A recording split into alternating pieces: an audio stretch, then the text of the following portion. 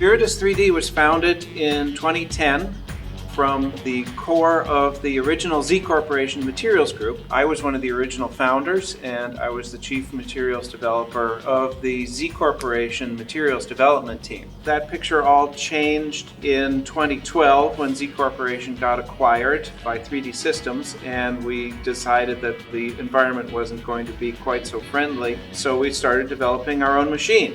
It's built around an industrial robot, which is manufactured by ABB, and we have a modular printhead technology and software that supports it, which will allow us to configure the machine for a variety of different build sizes and resolutions and accuracies. So what we're focusing on primarily is sand casting and investment casting materials, and the hardware, of course, that builds the parts. So we can turn a part around from a concept through a digital design, through a 3D printed mold in a week or less using our system.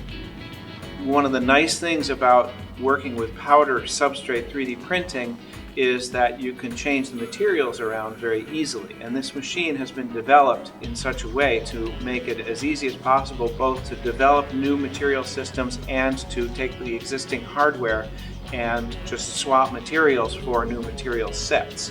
It helps the developers and it helps the customers. That's primarily an outgrowth of the fact that the people who started this company were the original materials developers. So the binders that we have that we're printing through the head can be used for printing on foundry sand, for making metal casting molds. They can also be used for bonding ceramics together for a variety of applications. The binders that we're using can be adapted to several different things, and essentially the machine has been configured so that you can take whatever generic powder handling equipment is available for the specific materials that you're working with and just group them around the machine. So if you have the sand machine, we use sand handling equipment that's conventional industrial sand handling equipment.